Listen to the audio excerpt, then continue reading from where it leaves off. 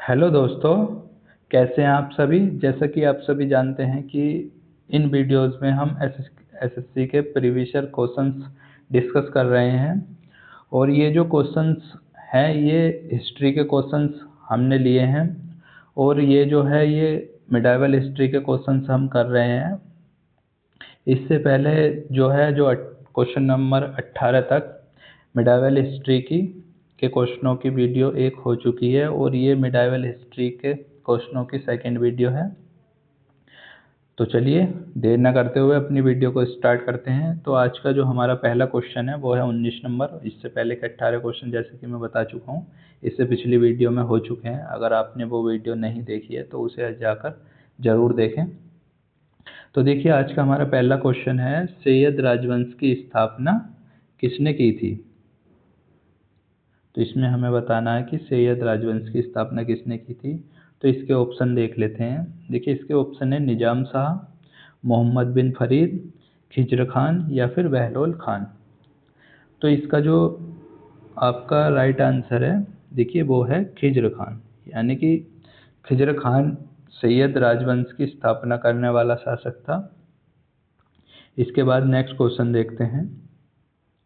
देखिए हमारा next question है, भगवान राम पर केंद्रित भक्ति आंदोलन के अग्रदूत कौन थे। तो देखिए इसमें ऑप्शन है नामदेव, रामानंद और जयदेव और विवेकानंद। तो देखिए इसका जो राइट आंसर है आपका वो है रामानंद, यानी कि भगवान राम पर जो केंद्रित भक्ति आंदोलन के अग्रदूत थे वो थे रामानंद। जैसा कि इनके नाम से भी थोड़ा क्लियर हो रहा है, तो आप इसे आसानी से याद रख सकते हैं कि भगवान राम पर केंद्रित जो है ना वो कौन, रामानंद।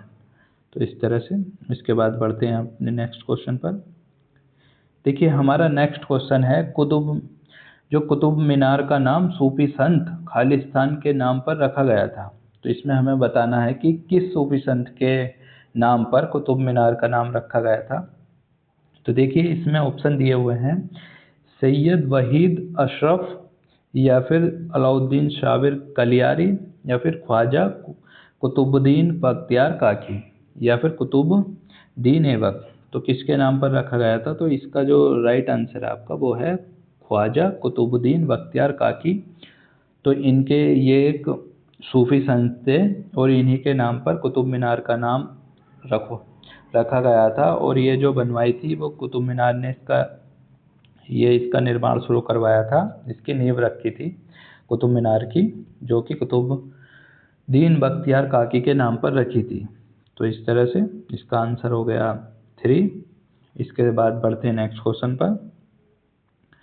देखिए हमारा नेक्स्ट क्वेश्चन है, गुजरात के बाघेला राजवंश का वह अंतिम शासक कौन था जिसकी हार के बाद अलाउद्दीन खिलजी को राज्य दिया गया था।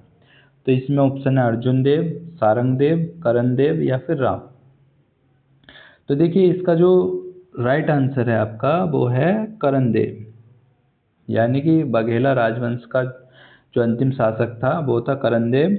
और इसकी हार के बाद अलाउद्दीन खिलजी को राज्य दिया गया था। इसके बाद अपना नेक्स्ट क्वेश्चन देख लेते हैं।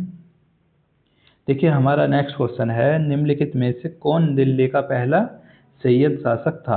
तो इसमें ऑप्शन है मुबारक शाह, आलम शाह, मोहम्मद शाह या फिर खिज़र खां। तो इसका जो देखिए राइट आंसर है आपका वो है खिज़र खां। तो खिज़र खां सैयद वंश का कौन था, ये पहला शासक था। इसके बाद हमारा नेक्स्ट क्वेश्चन है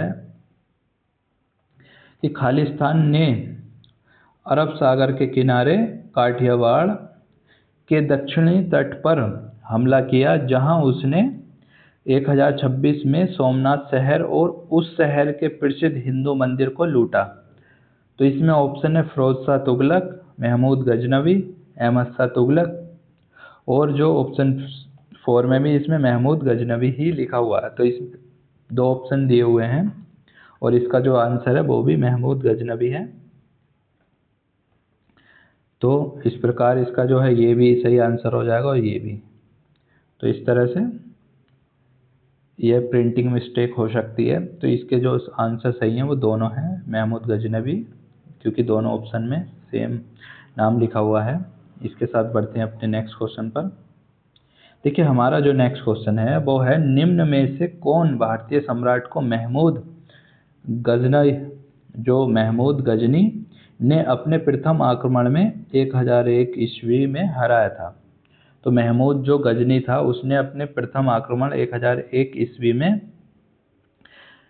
किसे हराया था, ये हमें बताना। तो इसमें ऑप्शन दिए हुए हैं आनंदपाल, चंद्रपाल, जयपाल या फिर शुकपाल।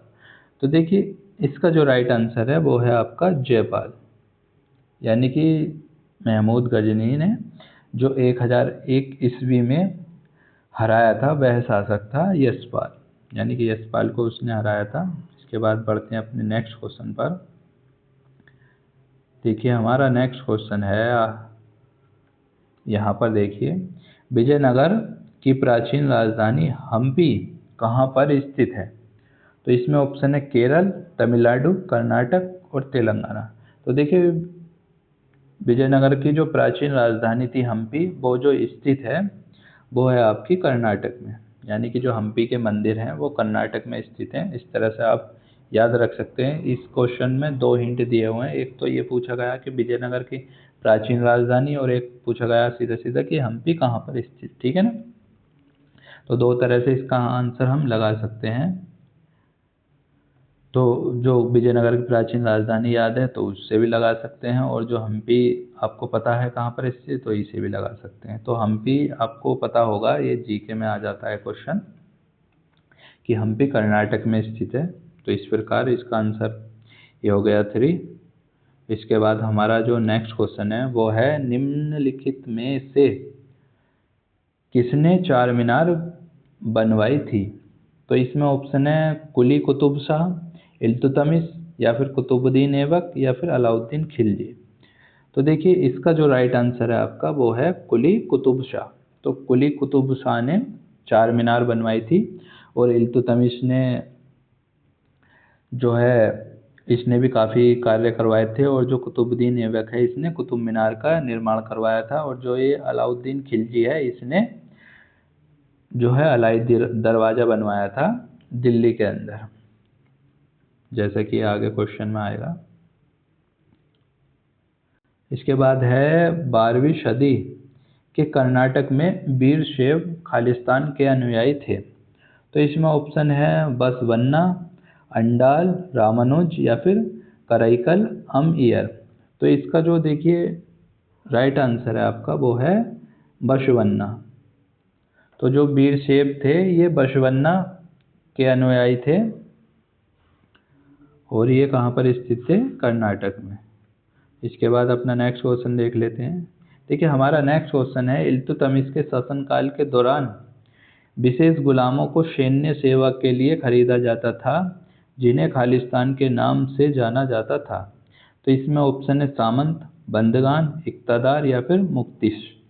तो देखिए इसका जो राइट आंसर है आपका वो है बंदगान, यानी कि जैसे जो गुलाम जो सैन्य सेवा के लिए खरीदे जाते थे उन्हें बंदगान के नाम से जाना जाता था।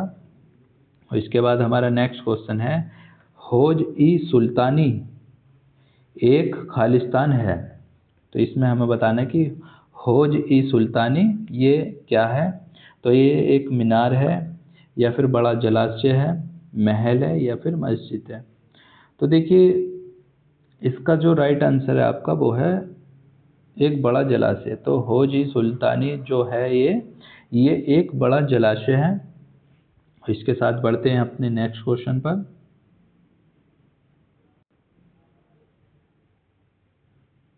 इसके बाद नेक्स्ट क्वेश्चन है हमारा, दिल्ली सल्तनत में राज्य और प्रशासन के संदर्भ में मुक्ति शब्द का क्या अर्थ है। तो हमें बताना है कि मुक्ति शब्द का क्या अर्थ है। तो इसमें ऑप्शन है ग्राम पंचायत का मुखिया, भूमि अभिहस्तांकन जिसे इक्ता कहा जाता है का धारक, या फिर ग्राम समुदाय का प्रमुख, या फिर जिला स्तर का न्यायिक अधिकारी। तो देखिए इसका जो राइट आंसर है आपका वो है ऑप्शन बी, यानी भूमि अभिहस्तांकन जिसे इक्ता कहा जाता है का धारक। तो जो इक्ता का धारक होता था उसे मुक्ति कहा जाता था। तो इसके बाद नेक्स्ट क्वेश्चन है हमारा, खालिस्तान का गोल गुंबज कह लो या इसे गोल गुंबद कह लो, दोनों ही सही है। गोल गुंबद मोहम्मद आदिल शाह का मकबरा है। तो इसमें ऑप्शन है इलाहाबाद, यानी कि अब प्रयागराज जो है इसमें, या फिर आगरा में, या फिर बीजापुर में, या फिर दिल्ली में। तो देखिए जो मोहम्मद आदिल शाह का जो मकबरा है आपका, वो स्थित है बीजापुर में, जिसे गोल गुंबज के नाम से भी जाना जाता है। ये बीजापुर में स्थित है मोहम्मद आदिल शाह का मकबरा। इसके बाद अपने नेक्स्ट क्वेश्चन पर बढ़ते हैं 33, क्योंकि 32 हमारा हो चुका है। और इसके बाद हमारा नेक्स्ट क्वेश्चन है, दिल्ली में कुब्बत उल इस्लाम मस्जिद के दक्षिण प्रवेश द्वार अलाई दरवाजे का निर्माण खालिस्तान द्वारा करवाया गया था। देखिए ये क्वेश्चन आ चुका है, जो कि मैंने अभी पीछे बताया था कि तो इसका निर्माण किसने करवाया था। तो इसमें ऑप्शन है मुइजुद्दीन मोहम्मद गोरी, या फिर अहमद शाह दुर्रानी, या फिर अलाउद्दीन खिलजी, या फिर मोहम्मद बिन तुगलक।